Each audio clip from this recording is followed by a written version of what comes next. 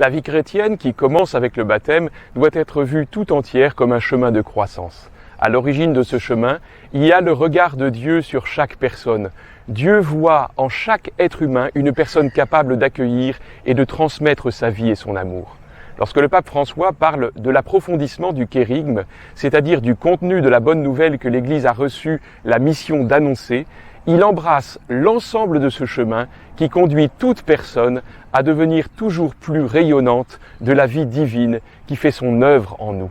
Chaque être humain a toujours plus besoin du Christ et l'évangélisation ne devrait pas accepter que quelqu'un se contente de peu, mais qu'il puisse dire pleinement « Ce n'est plus moi qui vis, mais le Christ qui vit en moi ».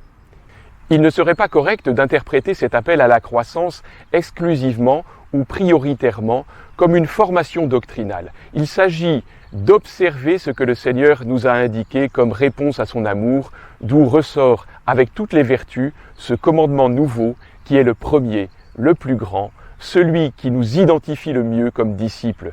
Voici quel est mon commandement, vous aimez les uns les autres comme je vous ai aimés. Ainsi, pour saint Paul, le précepte de l'amour ne résume pas seulement la loi, mais il est le cœur et la raison de l'être. Une seule formule contient toute la loi en sa plénitude, tu aimeras ton prochain comme toi-même. Et il présente à ses communautés la vie chrétienne comme un chemin de croissance dans l'amour. Que le Seigneur vous fasse croître et abonder dans l'amour que vous avez les uns envers les autres.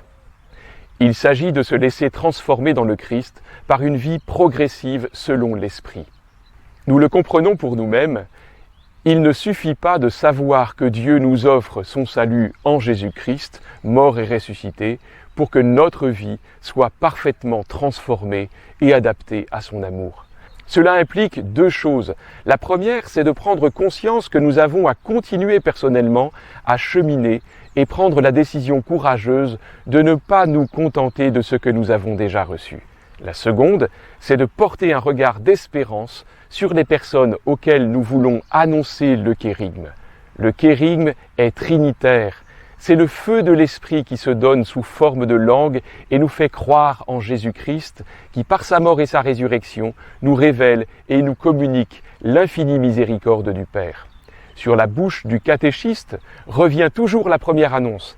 Jésus-Christ t'aime, il a donné sa vie pour te sauver et maintenant il est vivant à tes côtés chaque jour pour t'éclairer, te fortifier, te libérer. Quand nous disons que cette annonce est la première, cela ne veut pas dire qu'elle se trouve au début et qu'après elle est oubliée ou remplacée par d'autres contenus qui la dépassent. Elle est première au sens qualitatif, parce qu'elle est l'annonce principale, celle que l'on doit toujours écouter de nouveau, de différentes façons.